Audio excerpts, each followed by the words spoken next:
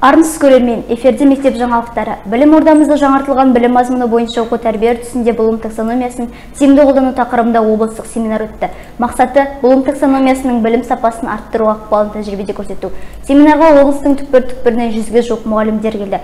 Семинар үлкен дайындықпен ұйымдастырылып, бағдарламасы да бұлым таксономиясы негізінде құрастырылды.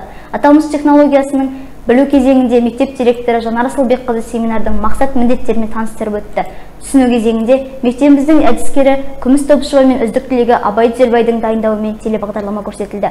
Мұнда мектептің бұлым таксономиясын қолдану тәжірибесі мен жетістіктер бейнеленді. Үшінші, қолдану кезеңінде мектебіміздің жаңартылған білімді өз тәжірибесінде үздік қолданып жүрген 17 мұғалім өз сабақтарын өтіп, қонақтарды тың жаңалықтармен таныстырды.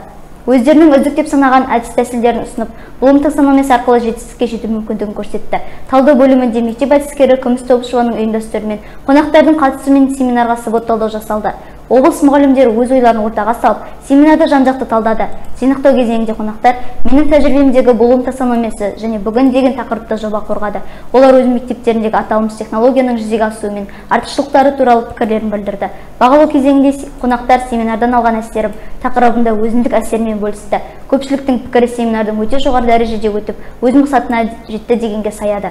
Семинар сабақ көрсеткен мұғалімдерге сертификат табыс етілуімен қорытындыланды. Ұжымның ауызбіршілігі мен сапасына қосқан үлестері жоғары бағаланды. Ақиық ақын Мұқағали Мақатаевтың 88 жылдығына орай мектебімізде Мұқағалидың шын жыр атты әдеби саз кеш ұйымдастырылды. Мұнда ақынның жырлары жырланып, әндері шырқалды. Оқушылар ақынның Аққулар ұйықтағанда поэмасын сахналап, ақын жанды оқушылар арнауларын оқыды. Сонымен қатар ақынның өмірі шығармашылығынан бейнеролик көрсетіліп, өз досымен оқылған өлеңдері тыңдалды. Ақын шығармаларын насихаттауды көздеген мектептің жас мамандары Мұқағали шығармашылығынан сынға түсті. Сайыс 3 бөлімнен құралды. Алдымен Мұқағали өлеңдері оқылып, екінші кезеңде әндер шырқалды. Артынша Мұқағалиға арнау жырлар оқылды. Сайысқа 12 жас маман қатысып, өз өнерлерін көрсетті. Бірінші бағыт бойынша бірінші орынға Абдукаримова Марзия, екінші бағыт бойынша Дүзелбай Мадияр, үшінші бағыт бойынша Тасболатова Фариза үздіктердің үздігі атанды. 1 наурыз елімізде алғыс айту күні тойланды. Осы күннің маңызын ұғыну, мерекелеу мақсатында 5-9, 10 сынып оқушылары мектеп дәлізінде құттықтау шарасын ұйымдастырды. Олар мұғалімдер мен кіші қызметкерлерге жүрекшелерді сыйға тартып, алғыстарын білдірді. Сонымен қатар мектебіміздің дәлізінде 3 тілде алғыс айтатын тілек тақтасы қойылды. Бұдан бөлек оқушылар сынып жетекшілерімен бірге Баянды ауылындағы өзге де ғимараттардағы қызметкерлерге алғыс білдіріп қайтты. Атап айтсақ, ауыл әкімдігі, ауылдық мәдениет үйі, емхана, полиция бөлімшесі және коммуналдық қызмет көрсету орталығына алғыстарын жаудырды.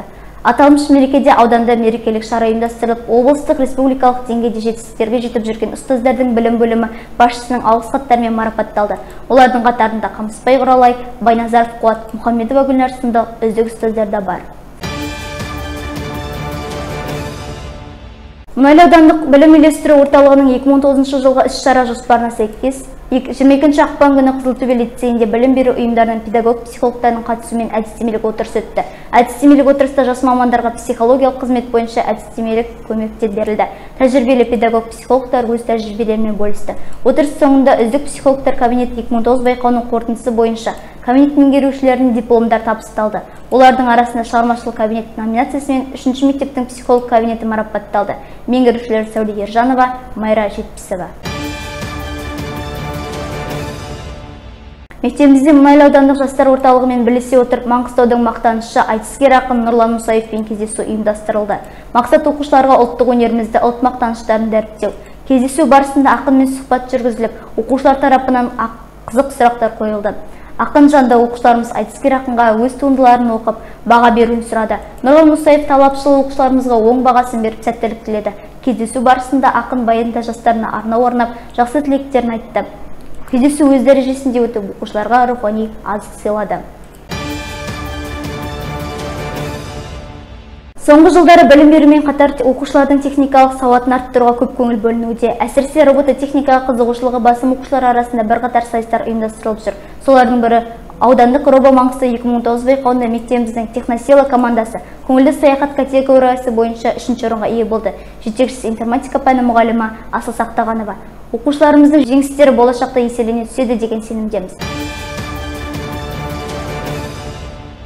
Әзірге айтарымыз осы. Мектеп жаңалықтарын YouTube арнамыздан қарай жүріңіздер.